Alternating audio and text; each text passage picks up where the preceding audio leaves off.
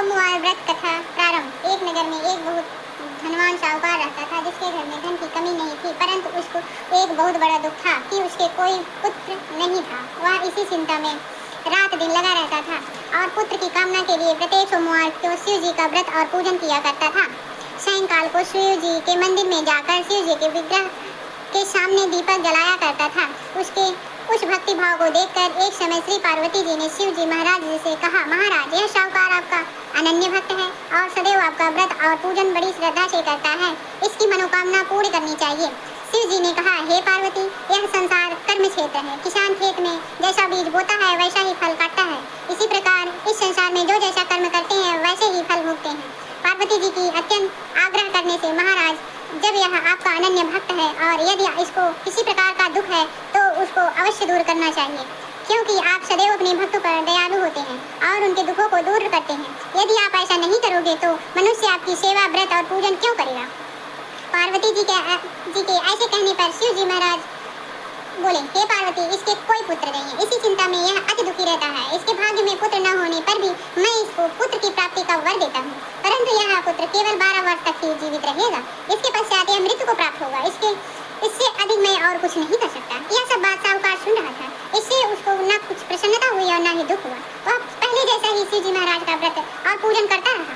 कुछ काल व्यतीत हो जाने पर साहूकार की स्त्री गर्भवती हुई और 10वें महीने में उसके गर्भ से अति सुंदर पुत्र की प्राप्ति हुई। साहूकार के घर में बहुत खुशी मनाई गई, परंतु साहूकार ने उसकी केवल 12 वर्ष की आयु जानकर अधिक प्रसन्नता प्रकट नहीं की और किसी से बताया भी नहीं। जब वह बालक 11 वर्ष का हो गया तो बालक के माता के उसके पिता के घर से उसके भाई को बुलाया गया और अपने पुत्र को काशी पढ़ने के लिए भेज दिया, अर्थात बालक के मामा को बुलाकर उसको बहुत सा धन देकर, तुम इस बालक को काशी जी के लिए ले जाओ और रास्ते में जिस जिस स्थान पर जाना और ब्राह्मणों को भोजन कराना, यज्ञ करवाते जाना। वह दोनों मामा और भांजे यज्ञ करते और ब्राह्मण को भोजन कराते जा रहे थे। रास्ते में एक शहर पड़ा। उस शहर में राजा की कन्या का विवाह था और दूसरे राजा का लड़का जो विवाह कराने के लिए बारात लेकर आया था, वह एक आंख का काना था। उसके पिता को इस बात की बड़ी चिंता थी कि कहीं वर को देख कन्या के माता पिता विवाह में किसी प्रकार की अड़चन पैदा न करें।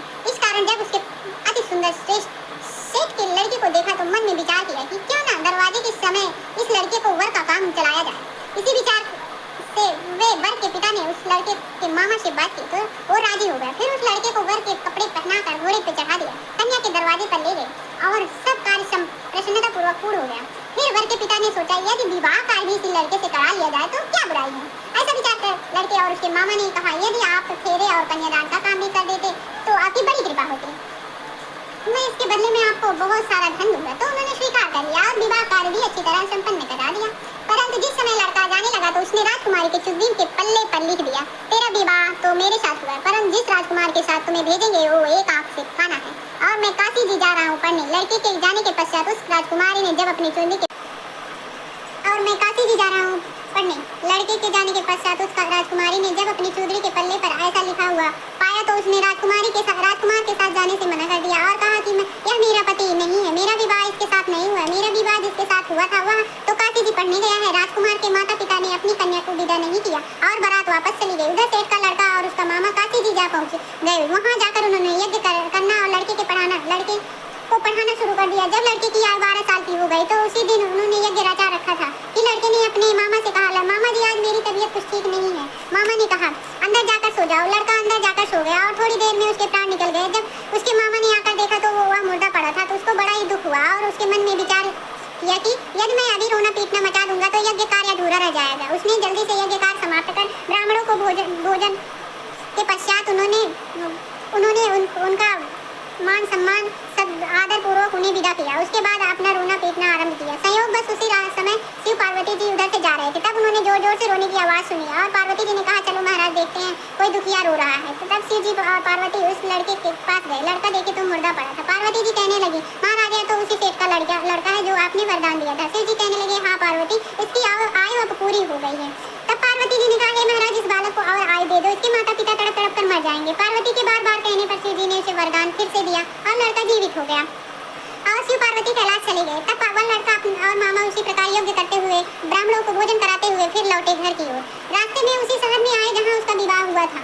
वहाँ पर आकर उन्होंने यज्ञ आरंभ कर दिया तो उस लड़के के ससुर ने उसको पहचान लिया और अपने महल ले जाकर उसे बहुत सारा खातिरदारी आदर पूर्वक जमाई और लड़की दोनों को तब उनके साथ विदा किया। जब वो अपने शहर में निकट आए तो मामा ने कहा पहले मैं घर जाके आता हूँ, तब आप लोग आना। लड़के के मामा ने अपने घर पहुंचा और देखा कि माता पिता उसके छत पे बैठकर पैर लटकाए हुए बैठे हैं। ये प्रण लिए हैं कि यदि मेरा पुत्र सकुशल आया तो हम राजी खुशी नीचे उतर जाएंगे, अगर नहीं आया तो प्राण को खो देंगे। इतने में उस लड़के के मामा आ गए और समाचार दिया कि आपका पुत्र आ गया है, तो उनको विश्वास नहीं हुआ। तब उसके मामा ने शपथ पूर्वक कहा कि आपका पुत्र अपनी स्त्री और बहुत सारा धन लेकर आया है। तो सेठ ने आनंद के साथ उसका स्वागत किया और प्रसन्नता से उसे साथ रहने लगे। इसी प्रकार से जो कोई भी सोमवार के व्रत को धारण करता है अथवा इस कथा को पढ़ता है या सुनता है या किसी को सुनाता है, समस्त मनोकामना पूर्ण होती है। सोमवार व्रत कथा संपन्न। अब हम आपको आरती सुनाते हैं। व्रत के बाद आरती जरूरी होता है। ओम जय श्री ओमकारा भज श्री ओमकारा ब्रह्मा विष्णु सदा शिव हरे ढांगी धारा। ओम जय शिव ओमकारा एकानन चतुरानन पंचानन राजे हंसानन गरुड़ासन वृषवाहन साजे। ओम जय शिव ओमकारा दो भुज चार चतुर्भुज दस भुज अति सोहे तीनों रूप निरखता त्रिभुवन जन मोहे। ओम जय शिव ओमकारा अक्षमाला वनमाला मुंडधारा मुंडमाला धारी चंदन मृग मद सोहे बाले शशिधारी। ओम जय शिव ओमकारा श्वेतांबर पीतांबर मागांबर अंगे शनकादित ब्रह्मादि भूतादित्य संगे। ओम जय शिव ओमकारा कर मध्य श्रेष्ठ कमंडल चक्र त्रिशूल धरता जग करता जग हरता। कर मध्य श्रेष्ठ कमंडल चक्र त्रिशूल धरता जग करता जग हरता जग पालन करता। ओम जय शिव ओमकारा ब्रह्मा विष्णु सदा शिव जग जानते अविवेका जानते अविवेका प्रणवाक्षर में शोभिते तीनों एका। ओम जय शिव ओमकारा त्रिगुण शिव जी की आरती जो कोई नर गावे कहते शिवानंद स्वामी सुख संपत्ति